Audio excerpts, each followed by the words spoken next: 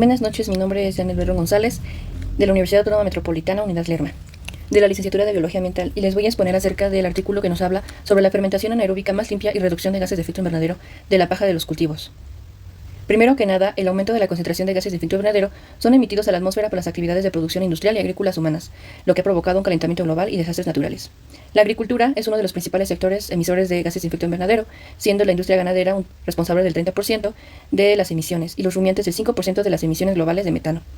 En este artículo vamos a abordar un tema sobre la fermentación anaeróbica, que se va a considerar un método ideal para la preparación de alimentos para el almacenamiento del ganado, que puede utilizarse eficazmente usando los recursos de subproductos agrícolas para modular el ensilado, mejorar la palatabilidad y la ingesta del ganado, sin perder componentes del alimento. Primero que nada tenemos que el heno es un alimento almacenado, elaborado a través de un proceso de secado, mientras que el alimento fermentado es un alimento de almacenamiento de alta humedad preparado a través de la fermentación. En este artículo vamos a abordar la utilización de cultivos de arroz. Como sabemos, el arroz es uno de los cultivos alimentarios más importantes a nivel mundial, con suelos arroceros que cubren 115 millones de hectáreas de la superficie de la tierra. Por lo tanto, va a haber una utilización eficaz de los recursos de la paja de arroz para elaborar estos piensos fermentados de alta calidad, para frenar las emisiones de gases de efecto invernadero y, por lo tanto, el calentamiento global. Para este estudio se seleccionaron aditivos de bacterias de ácido láctico y enzimas celulolíticos, que tienen efectos sinérgicos entre enzima y bacteria durante la fermentación anaeróbica, con carbohidratos que van a descomponer esta enzima celulolítica en el material y va a proporcionar un sustrato de fermentación para que las bacterias de ácido láctico promuevan la fermentación anaeróbica.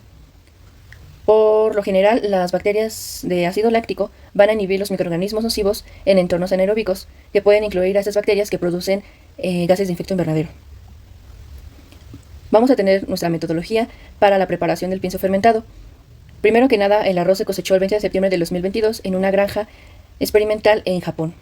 Esta paja de arroz se cortó en trozos de 1 o 2 centímetros y después se mezclaron bien para tomar muestras de 1 kilo con 3 réplicas. Las muestras se colocaron en cajas de hielo a 5 grados centígrados y se transportaron al laboratorio para su análisis. El alimento fermentado se prepara utilizando un silo experimental de 20 litros.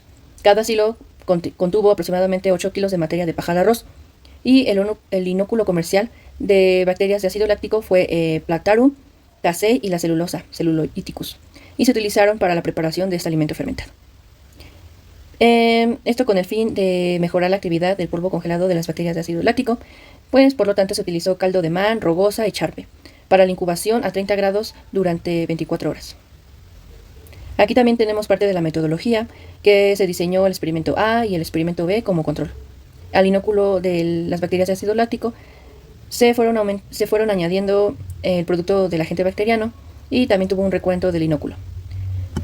El inóculo de las bacterias de ácido láctico y la enzima AC se disolvieron en agua destilada y el alimento fermentado se almacenó en temperatura ambiente de 25 a 36 grados centígrados. Después de 60 días del ensilado, las muestras del alimento fermentado se retiraron de los hilos y se mezclaron para extraer las submuestras. La muestra de cada tratamiento se dividió en 3 partes. La primera porción de 50 gramos se almacenó a menos 80 grados para un futuro análisis de esas moléculas. La segunda porción, aproximadamente de 200 gramos, se secó para el análisis de la composición química, y la tercera porción, con aproximadamente 10 gramos, se utilizó para la preparación de un extracto líquido para analizar la población microbiana.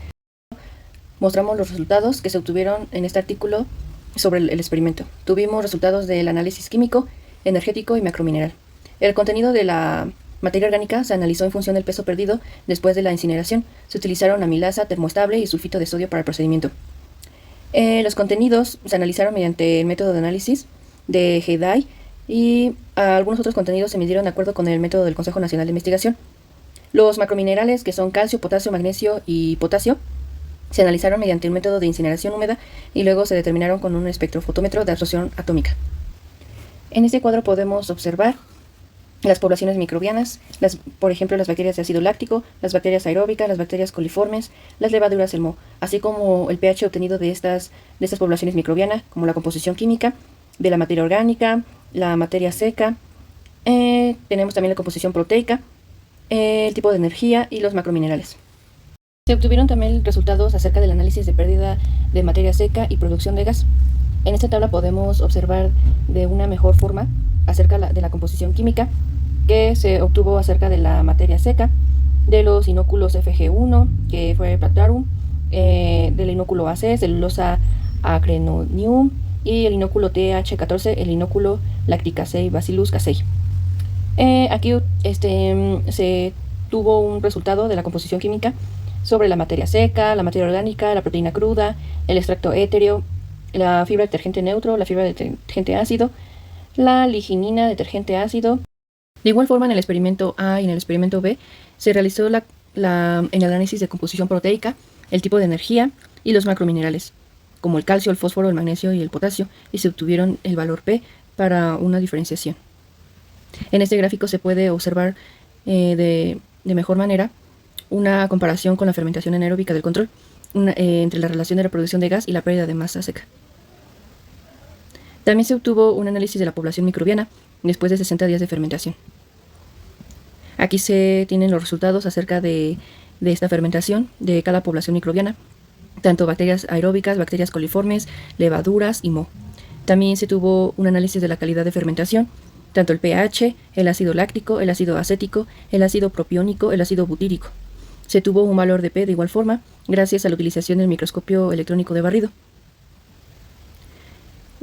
Tuvimos resultados sobre el análisis de la comunidad bacteriana. También se tuvo una metodología de cada uno de estos. Primero que nada se realizó una extracción de DNA con la ayuda de la secuenciación de SMART y al final se obtuvo un análisis estadístico. Para la secuenciación SMART se utilizaron los cebadores 27F y 1492R para amplificar el gen RNA ribosomal 16S en cada muestra del DNA. Gracias al análisis de las comunidades bacterianas se pudo obtener un diagrama de Venn de los números de unidades taxonómicas operativas en los experimentos A y B de materiales de paja de arroz y fermentación anaeróbica. El microbioma dominante del material de paja y la fermentación con respecto al experimento A y B contenían alrededor de 23 y 24 unidades taxonómicas operativas compartidas. Aquí se puede observar también un análisis del metabolismo de carbohidratos y el metabolismo de aminoácidos acerca de los inóculos y la fermentación anaeróbica. Por lo tanto, gracias al análisis de las comunidades bacterianas, se pudo obtener un análisis de la correlación de la red microbiana relacionada con la fermentación anaeróbica a nivel especie. La especie más abundante en la fermentación anaeróbica de la paja de arroz fue Platarum, que se correlacionó positivamente con Lactobacillus curvatus del filo Firmicutes y negativamente con Clostridium acidophilum del filo Firmicutes. Así también se correlacionó positivamente el pH con otras unidades taxonómicas. Para finalizar, tenemos una discusión y una conclusión. Podemos decir en la discusión que la paja de arroz fresca se puede preparar como alimento almacenado mediante una fermentación anaeróbica. El contenido de humedad de las bacterias de ácido láctico de la paja de arroz puede afectar la calidad del alimento fermentado. La condición de humedad óptima para el alimento fermentado suele ser entre el 60 y el 70%. Una mayor humedad del material tiende a causar la fermentación del ácido butírico, lo que reduce la calidad del alimento fermentado. Por otro lado, la baja humedad del material no favorece la formación de condiciones de alta densidad y la eliminación del área residual, lo que puede provocar el crecimiento de mohos y otras bacterias aeróbicas.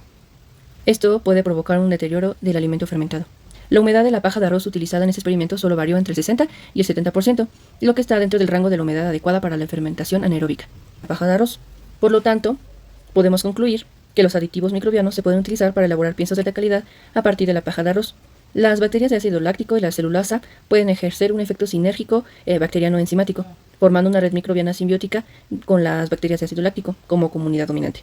Al regular las vías metabólicas de los microorganismos que contienen GOM, carbohidratos y aminoácidos durante el ensilado, este sistema no solo puede mejorar la calidad de la fermentación del pienso, sino que también puede reducir las emisiones de gases de efecto invernadero y la pérdida de masa seca.